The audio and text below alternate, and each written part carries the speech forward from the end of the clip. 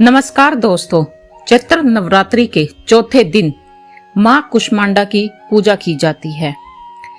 इनकी पूजा से लेके इनकी पूजा विधि से मंत्र और इनकी कथा आज हम सुनेंगे। मां दुर्गा के 9 स्वरूपों की पूजा अर्चना करने का सबसे श्रेष्ठ समय नवरात्रि होता है। साल में कुल 4 नवरात्रि आती है। इनमें से 2 गुप्त, एक शारदीय और दूसरे चैत्र नवरात्रि होती है। इन दोनों नवरात्रि में 9 दिनों तक माता की पूजा अर्चना, मंत्र, आरती की जाती है। 9 दिनों के माता के 9 स्वरूपों की विधिवत पूजा अर्चना करने और भोग लगाने से माता रानी प्रसन्न होती है और अपने घर के सारे संकट और विपदाओं को निकालकर व्यक्ति के जीवन में सुख और शांति और धन के भंडार भरती है। जो भी व्यक्ति पूरी श्रद्धा भाव और सच्चे मन से मां कुष्मांडा की पूजा आरती करता है उसे चारों पुरुषार्थ प्राप्त होते हैं। इस बार नवरात्रि की शुरुआत 9 अप्रैल से हो गई है। नवरात्रि के चौथे दिन यानी शुक्रवार को मां कुष्मांडा की पूजा की जाएगी।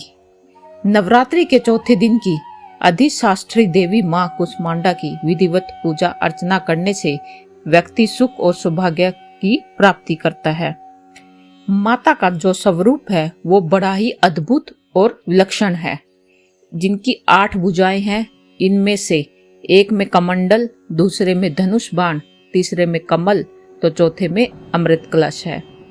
5वें में चक्र, 6ठे में गदा, 7वें और 8वें में सिद्धियों और निधियों की जपमाला है। माता की जो सवारी है वो सिंह की है। मां कुष्मांडा ने अपनी एक हंसी इस सृष्टि का निर्माण किया था। कुष्मांडा कुम्हे को भी कहते हैं। देवी को कुम्हेड़े की बलि प्रिय है। माता की पूजा अर्चना करने से ही व्यक्ति के जीवन में सुख और शांति का वास होता है।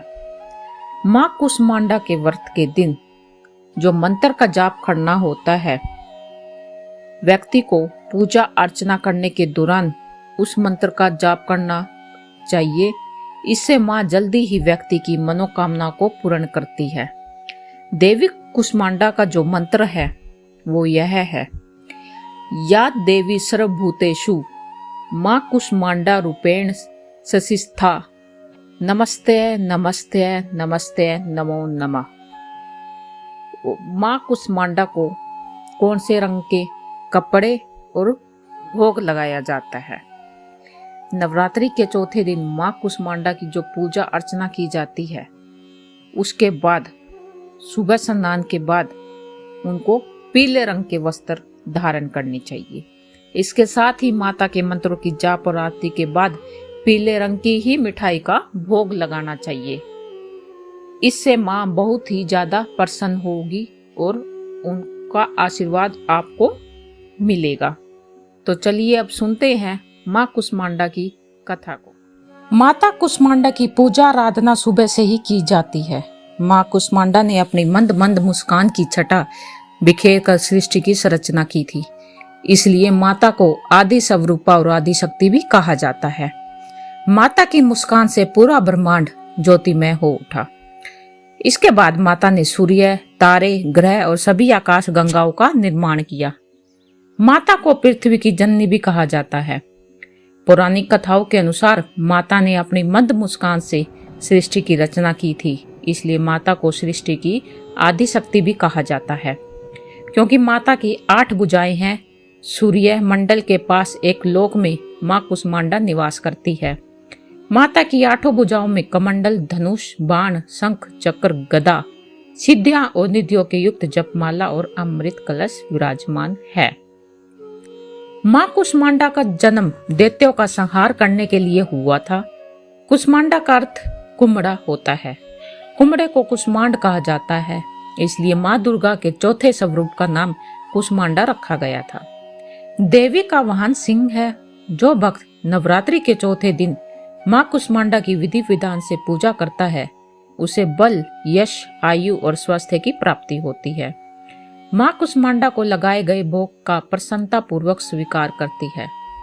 यह कहा जाता है कि मां कुष्मांडा को मालपुए बहुत पसंद है। इसलिए नवरात्रि के चौथे दिन मालपुओं का भोग भी लगाया जाता है। कथा के अनुसार जब चारों ओर घनघोर अंधेरा था, तब माँ कुष्मांडा ने अपनी हंसी से इस ब्रह्मांड की रचना की थी। तभी से इनका नाम कुष्मांडा पड़ा। उन्हें आदि शक्ति भी कहा गया है। कुष्मांडा माता के अंदर इतना तेज है कि वो सूर्यमंडल के अंदर निवास कर सकती है। कहते हैं इस सृष्टि में जो भी प्रकाशवान या तेजवान है, वो सभी माँ कुष्मांडा के तेज से ही अलौकिक है। अब सुनते हैं माँ कुष्मांडा की पूजा विधि। माँ कुष्मांडा की विधि विधान से पूजा करने से मनोवांछित फल प्राप्त होते हैं। मान्यता है जो भक्त माँ के इस रूप की आराधना करते हैं, उन पर कभी भी किसी भी प्रकार का कोई कष्ट नहीं आता।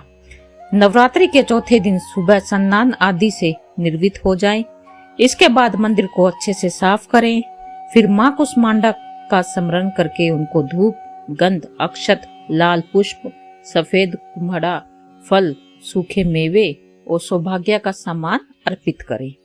पूजा के अंत में माँ कुष्मांडा की आरती करें, क्षमा याचना करें। जो भी आपसे पूजा में भूल हुई है, माँ उसे माफ कर दे। धन्यवाद।